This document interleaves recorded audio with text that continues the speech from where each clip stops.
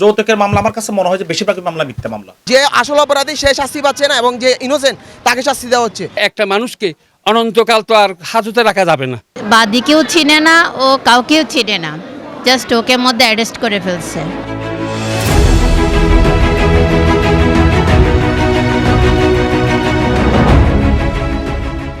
আইন সবার জন্য সমান কথাটি যেন শুধু কাগজে কলমে সীমাবদ্ধ। অভিযোগ উঠেছে নিরপরাধ মানুষকেও অভিযুক্ত হয়ে কারাভোগ করতে হচ্ছে। আবার অনেক ক্ষেত্রে দেখা যাচ্ছে অপরাধীরা জামিন পেয়ে নির্মমভাবে ঝাঁপিয়ে পড়ছে বাদী পরিবারের উপর। এতে আতঙ্কে পরিবারগুলো। আসলে কেন এই জটিলতা? এখানে কারাই বা দোষী? সাধারণ মানুষ এবং আইনি জটিলতার এই পর্যবেক্ষণে আমরা কথা বলছিলাম সাধারণ মানুষ এবং ভুক্তভোগীদের সাথে। চলুন সরাসরি তাদের সাথে কথা বলে জানার চেষ্টা করি। বাদীও চিনে না, প্লাস কেউ চিনে না, যার শুধু মারামারি করছে ওখানে শুধু মানে স্বাভাবিক যে দর্শক থাকে দর্শকের মতন ওখানে পুলিশ মানে কি সন্দেহজনকভাবে অ্যারেস্ট করে ফেলছে। ও একটা স্টুডেন্ট, ও সায়েন্সের স্টুডেন্ট, ওর ওইগুলো করার প্রতি কোনো ইন্টারেস্টেড নয়, ও সারাক্ষণ ব্যস্ত থাকে নিজের পড়ালেখা নিয়ে। আমাদের বাংলাদেশের যে আইন আছে এবং আমাদের বাংলাদেশের যে রুলে চলে, আমাদের আইনটাকে আরও ডেভেলপ করতে হবে। কারণ আমরা বিগত অনেক বছর ধরে দেখে যাচ্ছি যে অনেক মানুষ বিনা দোষে কারাগার ভোগ করতেছে, তাদেরকে বিনা দোষে বিনা কারণে তাদেরকে মামলা দিয়ে ভিতরে দিচ্ছে, কারাগারে দিচ্ছে।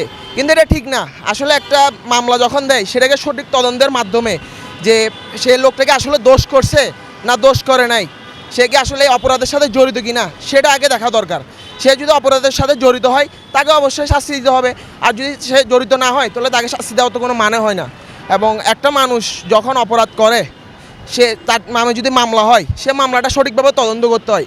কিন্তু আমাদের বাংলাদেশের আইন এমন একটা পর্যায়ে চলে গেছে যেখানে টাকা খেয়ে একজনকে মানে ছাড়িয়ে দিচ্ছে এবং যে আসল অপরাধী সে শাস্তি পাচ্ছে না এবং যে ইনোসেন্ট তাকে শাস্তি দেওয়া হচ্ছে। সামান্য বিষয় নিয়ে তর্কাতর্কি হয়, ঝামেলা হয়, এটা নিয়ে মিথ্যা মামলা দেয়, আর রাজনৈতিক বিষয় তো আছেই।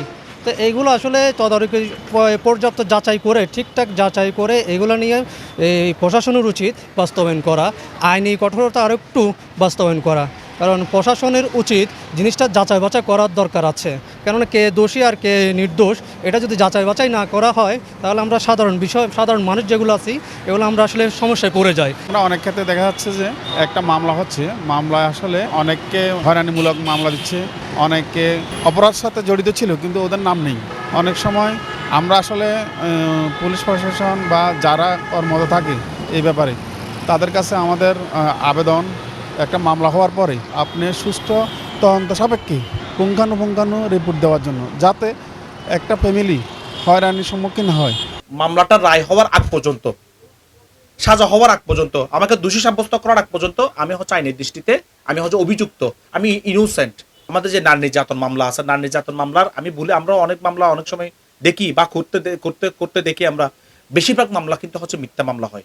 কারোর সাথে কারো একটা জমি বিরোধ আছে, কারোর সাথে কোনো একটা বন্ডারি ডিসপিউট আছে, অথবা হচ্ছে ব্যবসায়ী ডিসপিউট আছে, দেখা যাচ্ছে কি তাকে একটা হচ্ছে মিথ্যা একটা নারী নির্যাতন মামলা দিয়ে তাকে সেই মামলায় ফাঁসানো হচ্ছে।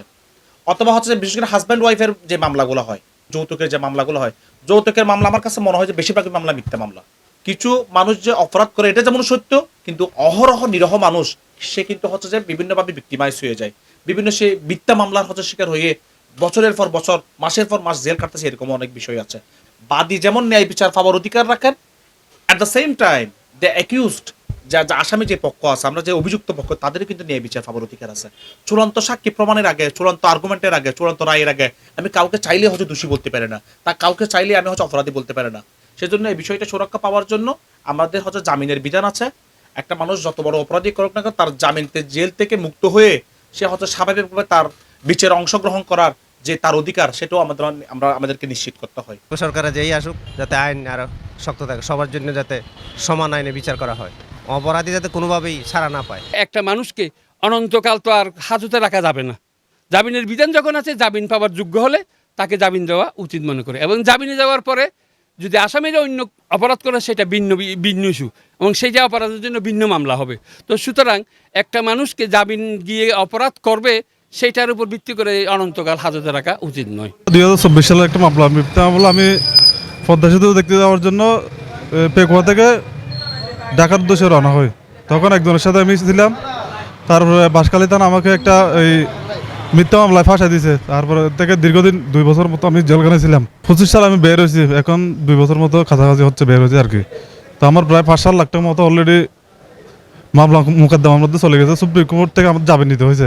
পরবর্তী আমার মামলাটা স্টে হয়েছিল, সুপ্রিম কোর্টের আদেশে আবার ওইটা স্টে খালাস দিছে। এখন বর্তমানে হাজিরা দিচ্ছি, হাজিরার জন্য চট্টগ্রামে আসছিলাম। শান্তি শৃঙ্খলা বজায় রাখার জন্য আইনটা তৈরি করা হয়। আইন তৈরির উদ্দেশ্য মানুষকে পানিশমেন্ট দেওয়া নয়। কিন্তু এখন দেখা যাচ্ছে যে একটা বড় আসামি বা দাগী আসামি এটা জামিনে বেরিয়ে আসলো। জামিনে বের হওয়ার পরে সে একই অপরাধটা বারংবার করলো এবং আরও বড় আকারের অপরাধী পরিণত হলো। এক্ষেত্রে আমাদের এই যে কারাগারগুলো, যেমন কারাগারগুলোকে শক্তিশালী করা দরকার এবং তাদেরকে মূল্যায়নের মাধ্যমে, পুনর্বাসনের মাধ্যমে এমনভাবে নৈতিকতা এবং ওই অপরাধটা যেন আর করতে না পারে সেভাবে তৈরি করা উচিত। সাধারণ মানুষ এবং আইনজীবী যারা আছেন তারা জানান রাষ্ট্রকেই নিশ্চিত করতে হবে বাদীর পরিবারের সুরক্ষা এবং এই আইনি জটিলতা নিশ্চিত তখনই হবে যখন সঠিক তদন্তের মাধ্যমে অপরাধীকে শাস্তি দেওয়া হবে এবং নির্দোষ মানুষকেও সে অপরাধ মুক্ত দায় থেকে মুক্তি দেওয়া হবে। নুরাফরিন পপি, 24 টিভি, চট্টগ্রাম।